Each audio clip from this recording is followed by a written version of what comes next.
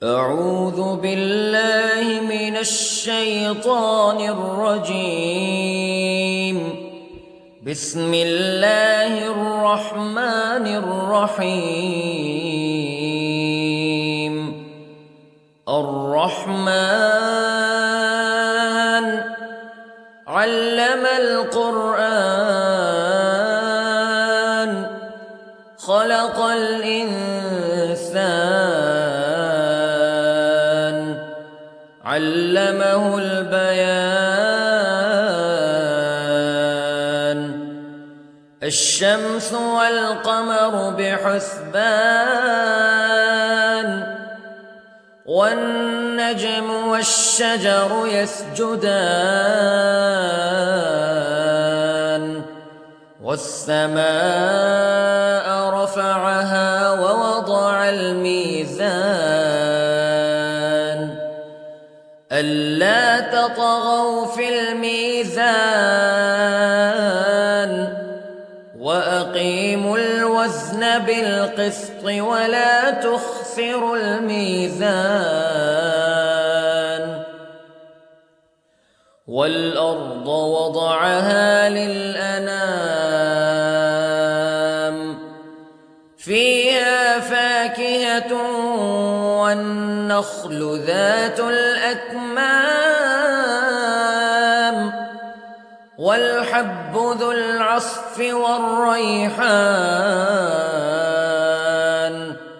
فبأي آلاء ربكما تكذبان. خلق الإنسان من صلصال كالفخار وخلق الجان من مارج من نار فبأي آلاء ربكما تكذبان. رب المشرقين ورب المغربين فبأي آلاء ربكما تكذبان.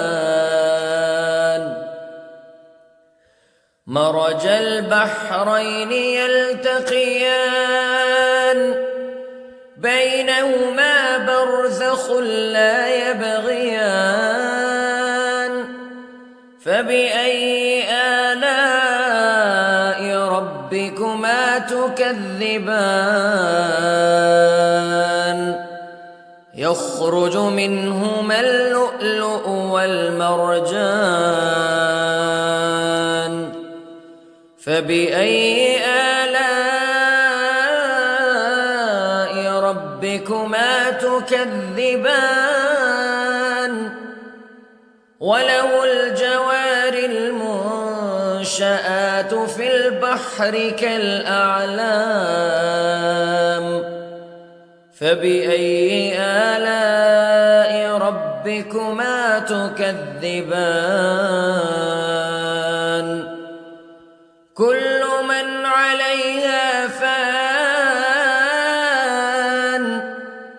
ويبقى وجه ربك ذو الجلال والإكرام فبأي آلاء ربكما تكذبان.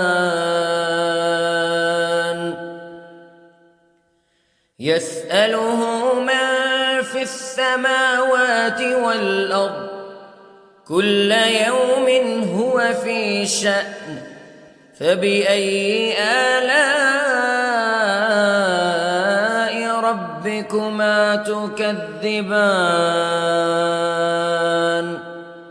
سنفرغ لكم أيها الثقلان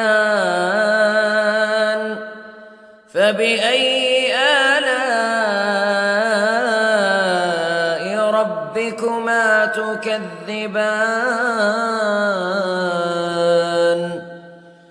يا معشر الجن والإنس استطعتم أن تنفذوا من أقطار السماوات والأرض فانفذوا لا تنفذون إلا بسلطان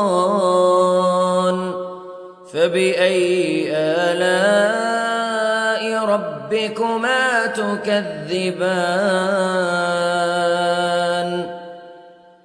يرسل عليكما شواظ من نار ونحاس فلا تنتصران فبأي آلاء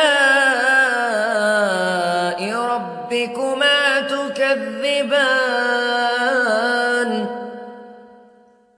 فإذا انشقت السماء فكانت وردة كالدهان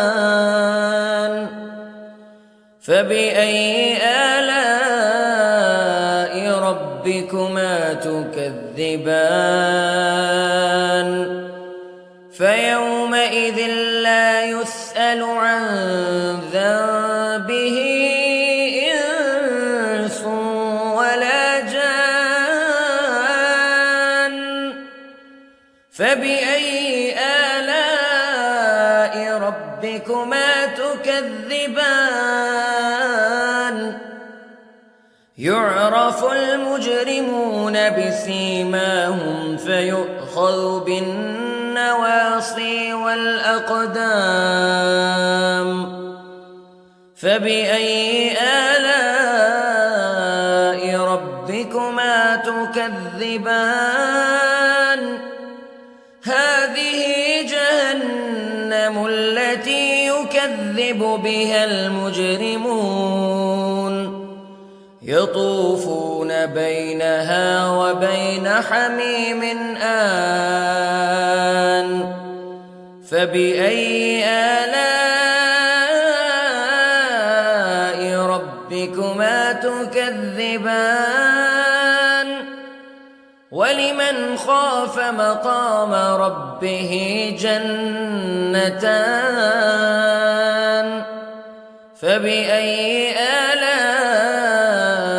ربكما تكذبان ذواتا أفنان فبأي آلاء ربكما تكذبان فيهما عينان تجريان فبأي آلاء ربكما تكذبان فيهما من كل فاكهة زوجان فبأي آلاء ربكما تكذبان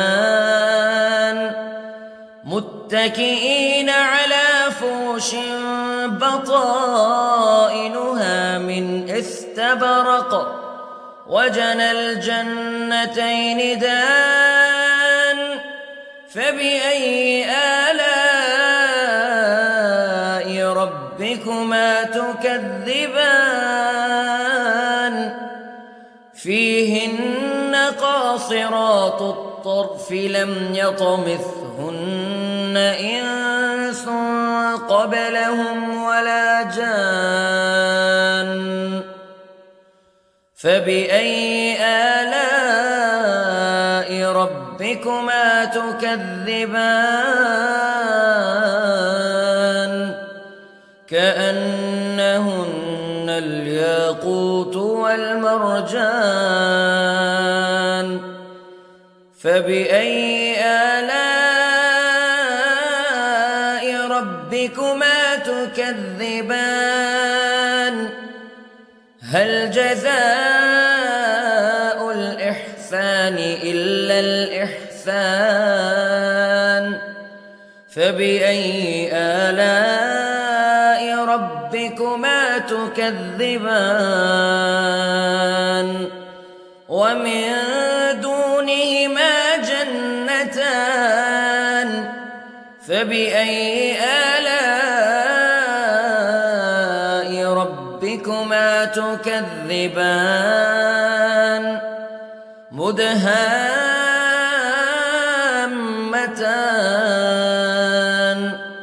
فبأي آلاء ربكما تكذبان فيهما عينان نضاختان فبأي آلاء ربكما تكذبان فيهما فاكهة ونخل ورمان فبأي آلاء ربكما تكذبان فيهن خيرات حسان فبأي آلاء ربكما تكذبان حور مقصورات في الخيام فبأي آلاء ربكما تكذبان لم يطمثهن إنس قبلهم ولا جان فبأي آلاء ربكما تكذبان متكئين على رفرف خضر وعبقري حسان فبأي آلاء ربكما تكذبان تبارك اسم ربك ذي الجلال والإكرام